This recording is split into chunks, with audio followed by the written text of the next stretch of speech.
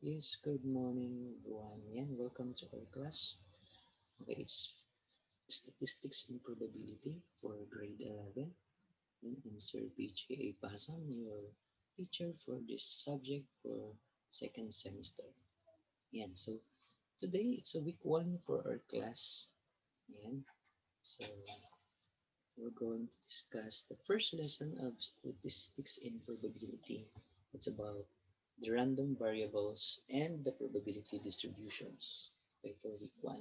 So, ano itong tinatawag na random variables and ano ba itong tinatawag na probability distribution. So, before we start, we have here to present to you the learning outcomes na matutunan sana natin for the end of this module. Okay, so you're expected to first sana after this module, we're going to illustrate a random variable. So we can classify or identify kung anong meron sa random variables na yan. So kung anong uri ba siya ng random variables, it's can be discrete or a continuous random variable. So ano bang pinagkaiba ng dalawang to? So as we go further with this module, or this lecture, maintindihan sana natin at ma-identify natin or classify kung how to identify paano natin maintindihan kung masasabi natin siyang discrete or continuous random variable. And the last one, we're going to find the possible values of a random variable. So alamin natin kung ano yung possible na maging values pag nagkakaroon tayo ng random variables. Okay. So in your past lesson, you have learned in your math na we do also experiment, not only in the science but also in math. So in any activity siguro nakita natin nagkakaroon tayo ng activity sa mga during junior high, may mga activity tayong ginagawa. Pag pinag-usapan natin yung statistics and probability. So basically, ginagawa natin yon to when we done this activity repeatedly. So hindi lang pwede it's possible kung paulit-ulit natin siyang ginagawa no, para at least perfect na or makuha natin kung ano talagang magiging possible na results sa isang experiment or activity. So, yung tinatawag dito the set of all possible outcomes of an experiment is what we call the sample space. Ibig sabihin, pag may ginamit tayong mga material or mga tinatawag natin sa ating activity, basically, gumagamit tayo ng sample space. Okay? So, natuto tayo doon kung paano i-systematize or paano siya gawin process by process, not only with the math, lalo sa science natin mga activity. So, may mga procedure yun kung paano siya ginagawa. So, para makuha natin or ma-identify natin ano yung mga possible outcomes to the given experiment. So, for example, ano ba yung mga example na ginagawa natin basically activities sa math just like nagtotoss coin. Okay? So basically, pag nagtotoss coin tayo, we're identifying what are the possible outcomes. So alamin natin kung ilang beses lalabas yung number of frequency of heads will occur. So, kaya kung doon naman tayo sa side na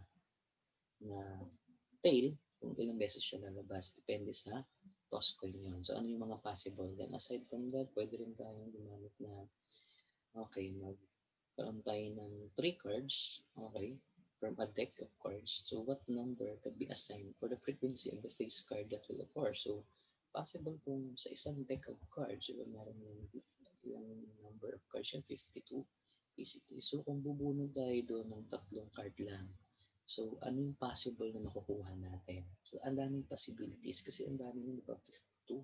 Then, tatlo lang kukunin mo. So, ano kaya ang itsura or anong number?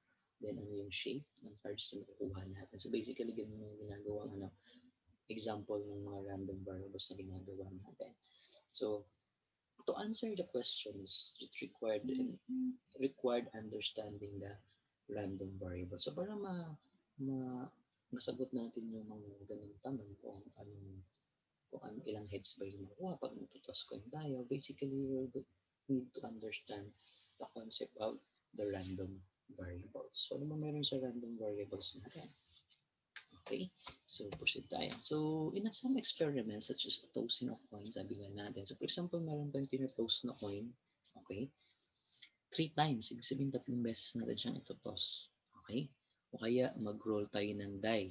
Okay, ng die twice. Then, we're going to draw 2 balls. from an urn, and the like. So we are not oftentimes concerned with very detail of the outcomes. So basically, we are usually interested in some numerals associated with the outcomes. For instances, if a coin is tossed twice, so the set of all possible outcomes or S of the experiment is. So ibig sabihin, pag nag-toss tayo ng coin, so sa tingin nyo, ano yung mga possible outcomes na lalabas doon? So yung possible outcomes natin, represent natin siya as S or the sample space. Okay? So yung mga possible outcomes doon, pag nag-toss tayo ng coin twice, ibig sabihin dalawang beses, so possible lalabas doon sa unang toss mo is tail, at sa sunod naman is tail. So isang set na yon.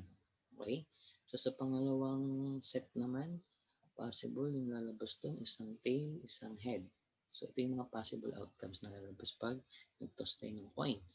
Then, another we have pwede rin na head and tail. Okay, yung lalabas. Okay, toss coin natin. Then, possible, puro siya head. Okay, so ito yung mga tinatawag natin na possible outcomes ng isang experiment. So, pag nag-toss tayo ng dalawang coin, possible yung unang lalabas niyan, possible magpare silang tail, possible magkaroon siya ng tail and head, or possible magkaroon siya ng head and tail.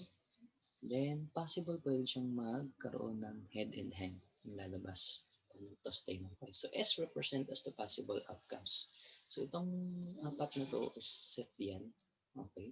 Isang set ng toss coin natin. Ito yung mga possible na lalabas.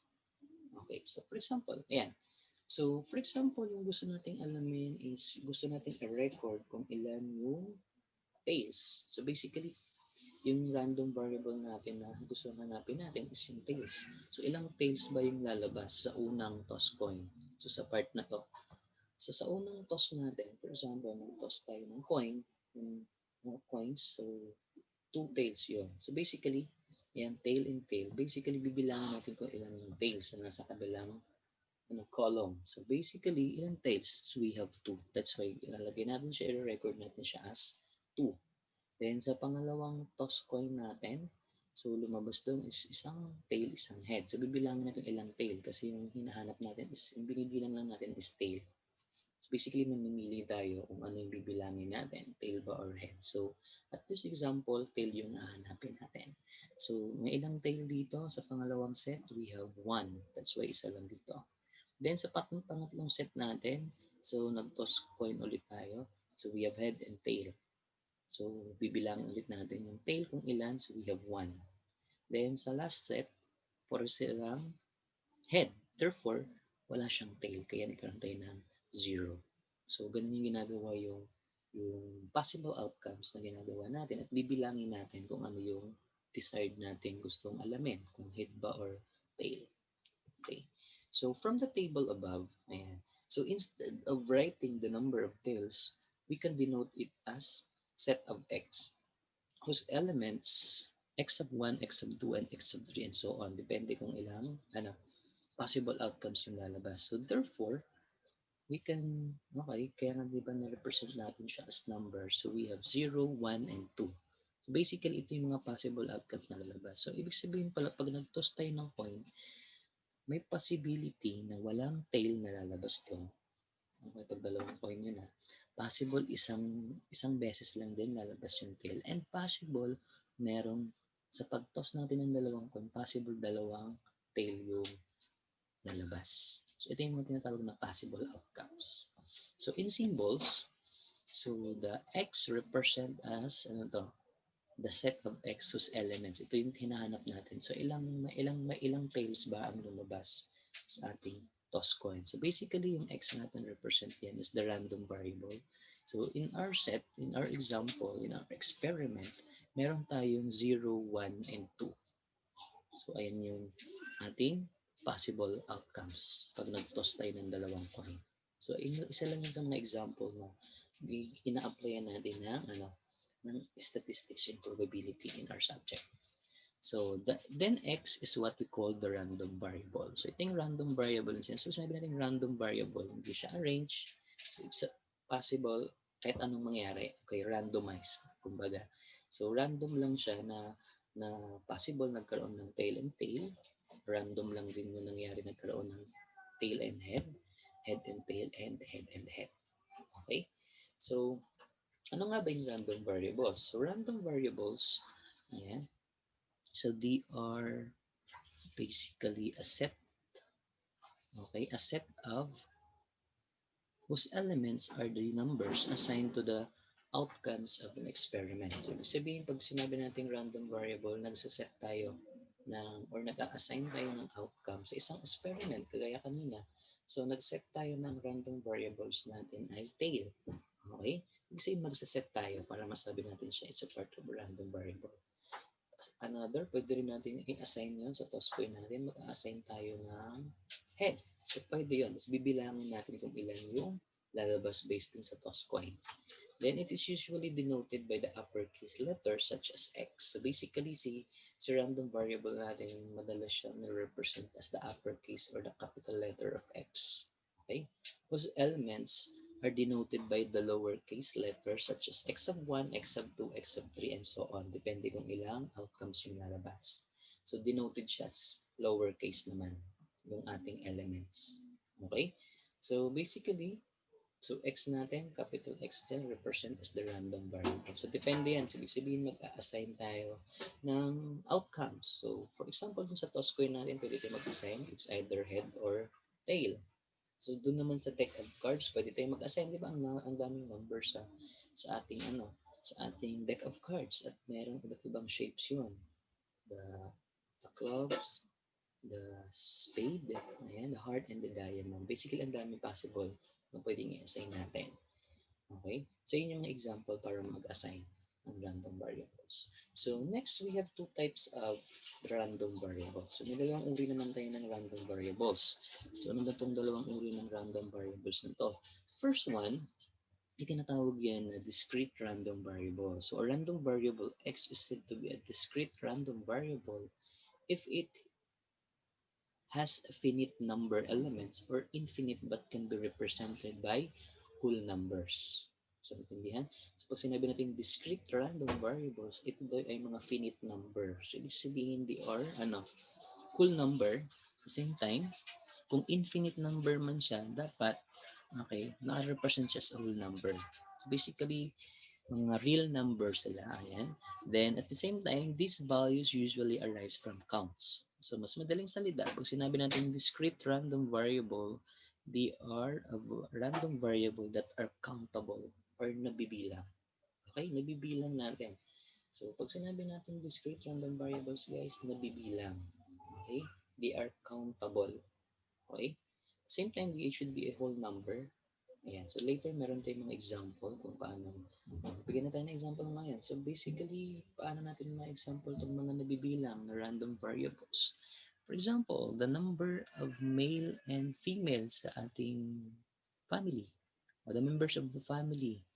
Countable ba yung nabibilang ba doon yung lalaki at babae? Basically, nabibilang sila. So, yun yung example ng discrete random variable. Ano pa? Grades mo sa math. Gen math nung first sem. Pasado ba? Whole number ba yon? 75 ba? 76, 90, 95? Basically, they are countable. At the same time, they are whole number. That's why they are example of discrete random variables. Okay, so I hope it's clear sa inyo yung discrete random variables natin. Sana maintindihan niyo kung paano siya i-classify na discrete random variable siya. Okay, so proceed tayo sa isang type ng random variable. So a random variable y is said to be continuous random variable if it has infinite number of elements and cannot be represented by whole numbers. These values usually arise from measurements. So ito naman, so parang hindi naman siya kabaliktaran. So parang siya, pag sinabing continuous random variable naman guys, they are infinite number of elements. Ibig sabihin, tuloy-tuloy, continuous. Okay? Parang, pag sinabing infinite, unlimited. So hindi natin ma-identify talaga yung particular, number. Okay? Or bilang ng isang variable na yan. Basically, kaya tinawag siyang continuous random variable. At the same time, hindi daw sila kayang i-represent as a whole number. So, possible pag nagkaroon ng mga 1/2, 1/4, point something. So, they are already a continuous random variable. Hindi sila kayang i-present as a whole numbers. At the same time, kung si discrete random variables ay countable, na nabibilang, pagdating naman kay continuous random variable, these are measurable. So ito naman nasusukat lang. So magkaiba yung nabibilang sa nasusukat. So ano ba yung mga example niya? Okay, magbigay tayo ng example. The length of your hair. Di ba hindi naman natin nabibilang yun? Can you count the number of number ng buhok natin? Di ba hindi naman natin nabibilang yun? Basically, nami-measure lang natin sila kung mahaba ba, maiksi ba. Ayan. So they are continuous random variable. At the same time, ano yan, di ba? Tuloy-tuloy na tumutubo yun. It's continuous process. Infinite yun. Ibig sabihin, infinite yung number nun or yung measurement nun. Hindi siya natatapos. Okay? So, kaya tinawag siyang continuous random variable. Ano pa? So, possible yung temperature. Okay, yung temperature ba ng isang, for example, ng aircon o ng refrigerator natin, nabibilang ba yun? Di ba hindi naman siya nabibilang? They are measurable. Okay? Diba, degree Celsius siya. Ayan, measure natin siya kung ilang degree Celsius. Pero hindi siya nabibilang. Hindi natin nabibilang yung lamig. Basically, hindi natin nabibilang yung init. But nami-measure natin sila through degree Fahrenheit. Okay? Or degree Celsius or pwede rin Kelvin. Okay, sa international kasi they're basically using the Fahrenheit and Kelvin. Pero sa Philippines, we're using degree Celsius. Okay, so bigyan tayo ng another example. So for example, a teacher's record has the following. Una, score of the student in a 50-item test. Then B, yung record niya rin yung gender ng mga estudyante niya. Then C, yung height of the students. So magbibigay tayo ng assign, i-assign natin yung score ng student ng X. Okay, represent siya as X. Then yung gender naman represent as Y. And Z naman natin will represent the height of the student. So itong tatlong to, okay, itong mga variable na tatlong to ay aalamin natin, kaklasify natin kung anong uring variable sila. Discrete ba or continuous? So yung score of the student ba in 50 items are discrete or continuous? Yung gender ba, discrete or continuous? Ang height ba ng estudyante ay discrete or continuous? So, alam natin. So, for example, number one. Okay. So, score of the students in 50-item test. So, ibig sabihin nagkakaroon ng test. Okay, 50 items. Basically, then, ngayon, ang tanong, nabibilang ba or nami-measure yung score ng estudyante? Okay. If your answer is discrete, probably you're correct. So basically, this the score of the student in 50 items is an example of discrete random variable. Bakit? Kasi si discrete, si score ng estudyante natin, okay, yung score na yan ay na-represent yan as a whole number. So tandaan natin kanina na ang ating discrete random variable, they are countable na bibilang. At the same time, they represent as whole number. So yung score natin dyan, for example, sa score yan sa math or sa science, kung out of 50, naka 45 ka. So basically, whole number yon. So ibig sabihin, under yun ng discrete random variables. They're countable. Okay? How about the gender? So for example, yung ilan yung lalaki or babae sa IA or sa ICT o kaya sa ABM gas or sa HE. So basically, nabibilang natin yan. Tama, they are countable. Therefore, this example is under the discrete random variable. Bakit? So yung male and female, kaya natin silang i-represent kung may lalaki ba or wala, may babae ba or wala. So basically, na-represent natin siya and they are countable. So counted siya. Therefore, it's an example of discrete random variable. Another, last example for the types of random variable is the height of the students. Okay, so gusto natin alamin yung height ng ABM gas or ng IA. Ano ba yung height nila? Mga 6-footer ba sila? Mga ano bang height nila or yung ICT or yung HE natin. So, alamin natin yung height nila. So, basically, so the question is, anong uring random variable sila? Discrete or continuous? Okay. So kung sagot nyo ay continuous, basically, probably you are correct. Okay. Si height is basically continuous random variable. Bakit? Okay? So si height kasi guys ay infinite number yan. Basically, sa simula nung pinanganak ka or kahit nasa embryo ka pa lang ng parent mo, basically you have a certain height. Ano nangyayari doon? Infinite yun. Kasi naging infinite tuloy-tuloy. Okay? Na habang lumalaki ka, it continues to, nadadagdagan yung height natin. So basically, infinite number siya. Okay, yung height. Okay, at the same time, hindi natin siya pwedeng i-represent as ito na talaga mismo yung number niya, ito na yung outcome niya na ay ano lang to, 4 feet lang to. Okay, basically, nadadagdagan niya habang lumalaki ka. Okay, so it's a continuous random variable. Okay, na may measure lang sila. Hindi sila nabibilang. Okay, so I hope it's clear sa inyo the difference between the discrete and the continuous random variables. So let's proceed. So another example, we have here a drawing of balls from an urn. So ibig sabihin yan, parang magdodraw tayo ng balls. Ibig sabihin, bubunot tayo from an urn. Pag sinabing urn is a closed vessels or container. Okay, so for example daw, two balls are drawn in a succession without replacement from an urn containing 5 red balls and we have 6 blue balls. So, ibig sabihin doon sa urn, doon sa container, merong 5 red or pulang bola at meron ding 6 na blue na bola. So, ang gagawin nating experiment, kukuha tayo ng 2 bola lang. So, ibig sabihin, hindi natin pwedeng tingnan. So, parang pupuno tayo or magpipik tayo. Okay? Or drone. Ibig sabihin na magdo-drone tayo. Hindi yan drawing, yung drone. O magpipik tayo, magdo-drone tayo ng 2 bola lang na nandoon sa urn na nagko-contain ng 5 red at 6 na blue bola. So, magre-represent tayo syempre. So, bago tayo bubunot, so ano bang gusto nating alamin? Ano ba yung random variable na gusto tayong makuha?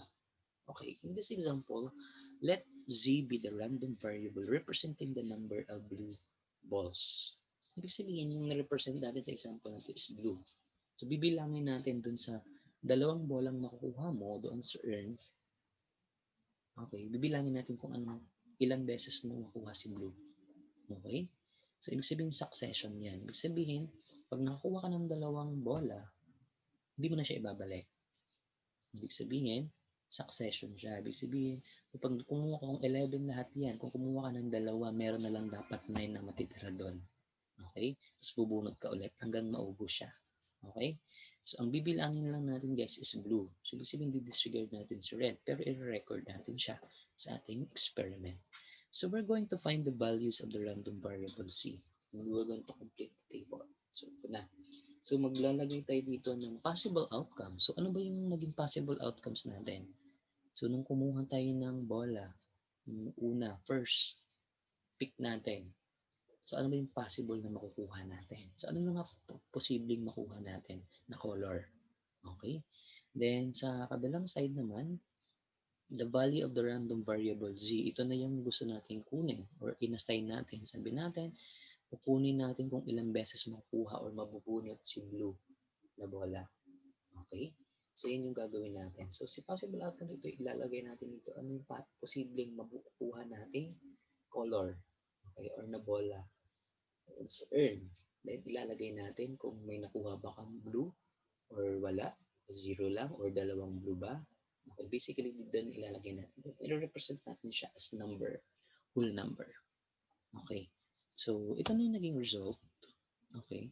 So first, dinetermine natin yung mga sample space. Let B represent the blue ball and R represent the red ball. Okay. So i-represent natin, syempre, pag nagbunot tayo, once earn, syempre, R represent as red, then blue represent as B. Okay. So ito yung mga possible outcome. So possible, pag unang drone mo, possible, ano daw pwedeng mangyari? Possible daw, 2 red makuha natin. Okay, posibleng 2 red. Tama? Kasi nga mayroon 6 na red at 5 red at 6 na blue. So basically, so possible 2 red. Okay. O, bakit 2 lang yan? Kasi yung sabi kanina, 2 ball lang kukunin natin. So possible 2 red makuha natin sa earn. So ang tanong sa kabila, may nakuha ba siyang number of blue balls? Wala. Kasi dalawang red yun. Therefore, 0 ilalagay natin. Next, ano pa yung possible? Possible, pag nag-draw tayo, may makukuha tayong isang red at isang blue. Tama? So, posible may isang red, may isang blue.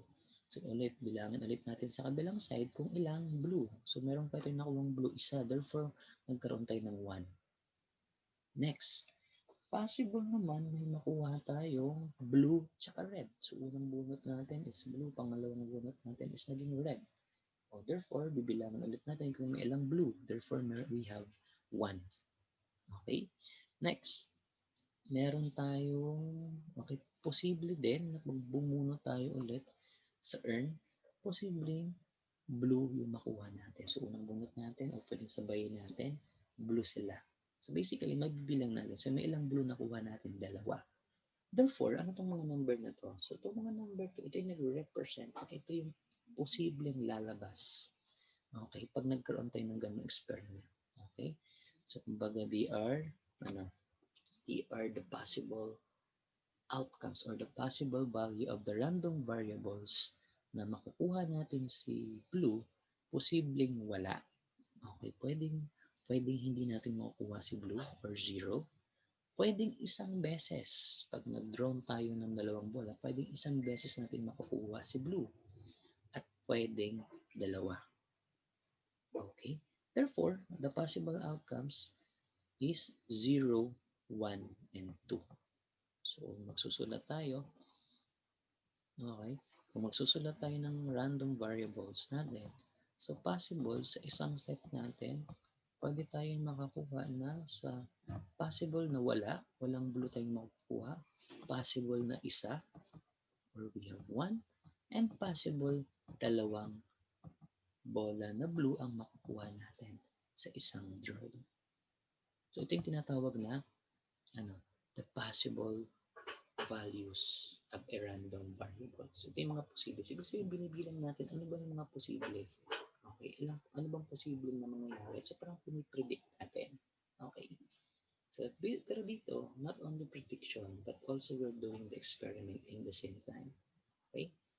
So, ayan. So, I hope it is clear sa inyo kung paano natin ma-identify na discrete siya or continuous. At the same time, ano bang meron sa random variables? At paano siya ma-identify? Paano yung possible outcomes? Paano siya nakukuha? Okay? So, ayan lang yung ating week 1. So, I hope masagutan niyo yung activity 1. At the same time, yung ating evaluation 1. Okay? So, kindly comment down below kung meron kayong clarification, may hindi kayo naintindihan, pwede kayo mag-comment or mag-chat sa ating GC kung meron kayong hindi naintindihan or comments, okay? Clarification dito sa ating discussion. So basically, I hope na-achieve natin yung goal natin kanina na kaya natin illustrate kung paano ba ma-identify yung random variable, paano natin ma-classify o ma-distinguish natin, okay? Yung discrete and continuous, ano pinagkaiba nila. Then, I hope natuto tayo kung paano, how to find the possible values, okay, or the possible outcomes ng isang experiment. Okay. So, syempre, dapat gawin natin siya. Or pwede namang imagination, pero at the same time, mas maganda kung ina-apply natin siya, no? Kung meron kayong gamit. Okay? So, I hope you learned something from this module. And thank you for listening. And see you on our next lesson for next week. So, I hope may natutunan kayo at masagutan niyo at ma-perfect niyo yung ating activity and ating evaluation for this module week 1. So, thank you and keep safe. See you next week.